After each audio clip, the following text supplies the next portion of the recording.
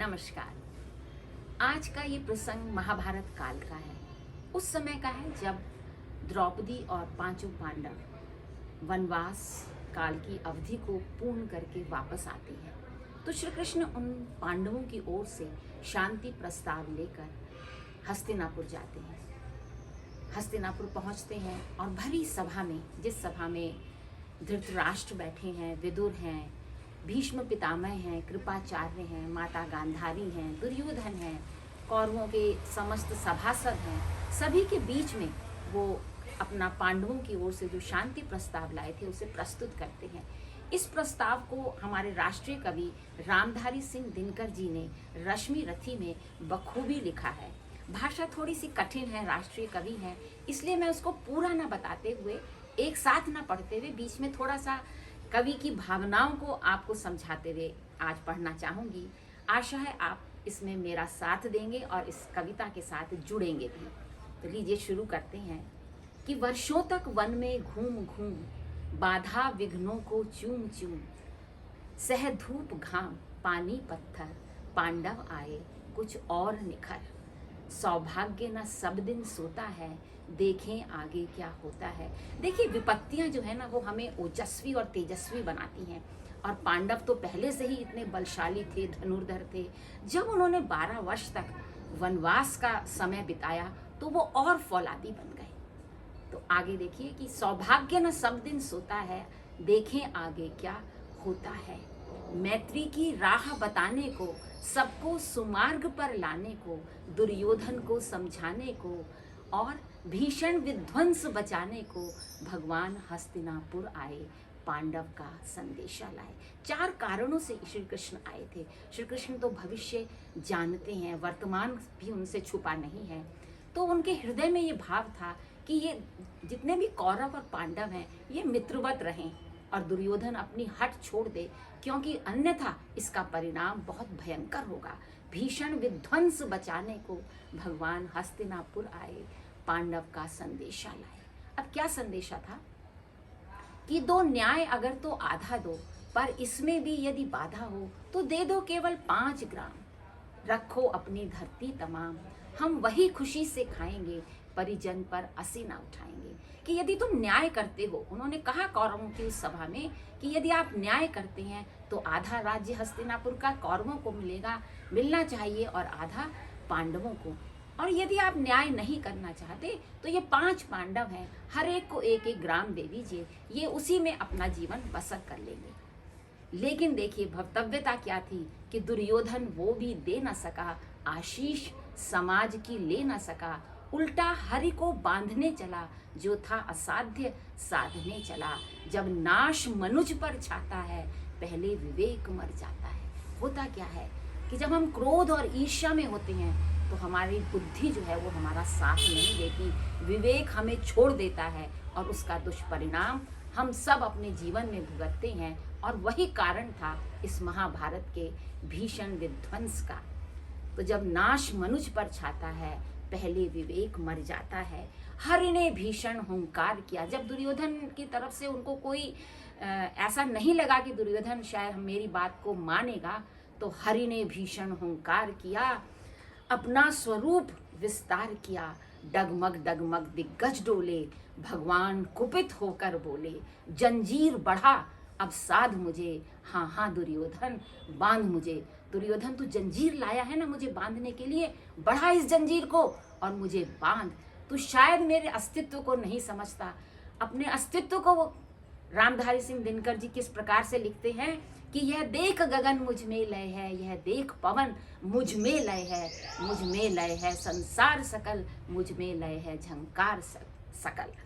अमृतत्व फूलता है मुझ में, संहार झूलता है मुझ में। ये सारा संसार मेरे भीतर है, मुझसे ही सारे संपूर्ण संसार की उत्पत्ति हुई है। चाहे वो अमृत हो, विष हो, संहार हो या उत्पत्ति हो।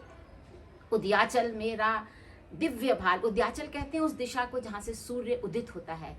तो कवि लिखते हैं कि उद्याचल मेरा, कृष्ण कह रहे हैं कि उद्याचल मेरा दिव्य भाल, भूमंडल वक्ष स्थल विशाल।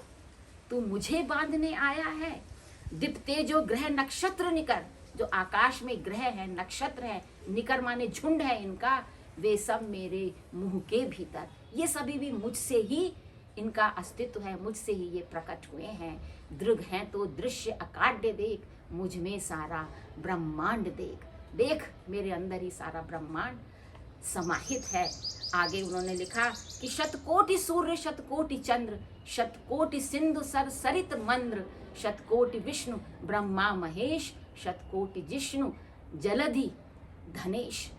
जलपति कहते हैं वरुण देव को और धनेश कहते हैं धन के देवता यानी कि कुबेर। जो भी कुछ सूर्य है, चंद्रमा है, विष्णु है, महेश है, कुबेर है, इंद्र है, समस्त देवता मुझसे ही जन्म और अवतार पाते हैं। तो मुझे क्या बांधेगा दुर्योधन। फिर भी उन्होंने क्या कहा अंत में, यह देख महाभारत का रण। मैं तो इसको संक्षेप में आपको सुना रही हूँ, कवि ने तो बहुत सारी पंक्तियां लिखी हैं इसमें कि यह देख महाभारत का रण, ये देख मृतकों से भरी हुई भू है, पहचान कहाँ इसमें तू है। कृष्ण ने पहले ही दुर्योधन को सचेत कर दिया था कि देखो पूरी धरती पर मृतक पड़े हैं, सारे शूरवीर जो हैं वो धराशायी हो गए हैं और तुम भी इन्हीं में ही हो। पहचान जरा किस इसमें तू कहाँ पर है, इस बात को भी तू पहचान ले। इस पर जब अभी भी दुर्योधन की तरफ से कुछ ऐसा संभावना नहीं दिखी तो कृष्ण ने और कहा कि अंबर में कुंतल जाल देख, पद के नीचे पाताल देख, मुट्ठी में मेरे काल देख, मेरा स्वरूप विकराल देख। सब जन्म मुझी से पाते हैं और लौट मुझी में आते हैं। तुम क्या कह रहे हो दुर्योधन, समस्त संसार मुझी से ही जन्म लेता है और मृत्यु प्राप्त करके वो मुझी में लौट आता है। पड़ जाती मेरी दृष्टि जिधर, हंसने लगती है सृष्टि उधर। मैं जब ही मूंदता हूँ लोचन, छा जाता चारों ओर मरण। तू मुझे बांधने आया है, जंजीर बड़ी क्या लाया है। यदि मुझे बांधना चाहे मन, तो पहले बांध अनंत गगन। सूने को साध न सकता है, वो मुझे बांध कब सकता है। कृष्ण हर प्रकार से प्रयास कर रहे हैं कि दुर्योधन अपनी हट छोड़ दे, लेकिन दुर्योधन इस बात के लिए तैयार नहीं था। उसने तो प्रण कर लिया था कि मैं सुई की नोक के बराबर धरती भी बिना युद्ध के नहीं दूंगा। अंत में कृष्ण ने क्या कहा देखिए, हित वचन नहीं तूने माना, मैत्री का मूल्य न पहचाना। तो ले मैं भी अब जाता हूँ, अंतिम संकल्प सुनाता हूँ। याचना नहीं अब रण होगा। अब मैं प्रार्थना नहीं करूंगा, तुम्हें समझाऊंगा नहीं। अब हम कुरुक्षेत्र के मैदान में रणभूमि में मिलेंगे। याचना नहीं अब रण होगा और जीवन जय या कि मरण होगा। न जाने फिर जीवित कौन बचेगा। हो सकता है कि पूरी धरती मृतकों से पट जाए। क्यों? क्योंकि टकराएंगे नक्षत्र निकर, बरसेगी भू पर वहनीय प्रखर। बहुत तेज चारों ओर भूमंडल में अग्नि ही अग्नि दिखाई देगी। फण शेष नाग का डोलेगा, विकराल काल मुंह खोलेगा। दुर्योधन रण ऐसा होगा फिर कभी नहीं जैसा होगा। भाई पर भाई टूटेंगे, विषबाण बूंद से छूटेंगे। वायस श्रृगाल सुख लूटेंगे, सौभाग्य मनुज के फूटेंगे। और तू भी भूषाई होगा, हिंसा का पर दाई होगा।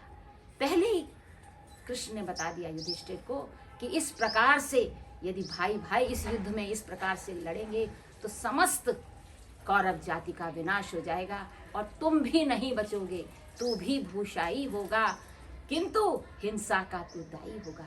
समस्त विश्व इस बात को मानेगा युगों युगों तक कि दुर्योधन की हट की वजह से इतना भीषण संग्राम हुआ।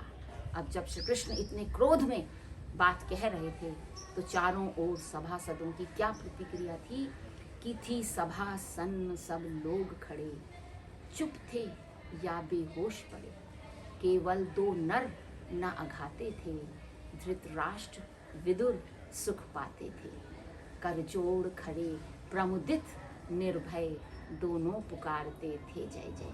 उस पूरी सभा में केवल धृतराष्ट्र और विदुर दो लोग ऐसे थे जो कृष्ण की बात को सुनकर जिन्हें बहुत संतोष मिल रहा था, जिन्हें क्रोध नहीं आ रहा था। क्योंकि अंततः चाहे पुत्र प्रेम में अंधे हो चुके हों धृतराष्ट्र, फिर भी अंततः उनकी अंतरात्मा यही कहती थी कि ये युद्ध नहीं होना चाहिए। और विदुर तो हमेशा से ही इस युद्ध के विपक्ष में थे वो तो बिल्कुल नहीं चाहते थे। तो ये मैंने कुछ पंक्तियों के माध्यम से आपको उस दृश्य को खींचने का प्रयास किया है। आशा है आपने इसको मन से सुना होगा और आप इसके साथ जुड़ पाए होंगे। यदि आपको अच्छा लगा तो लाइक और शेयर ज़रूर कीजिएगा, और यदि आपने अभी तक मेरी चैनल को सब्सक्राइब नहीं किया है तो ज़रूर कीजिएगा। नमस्कार।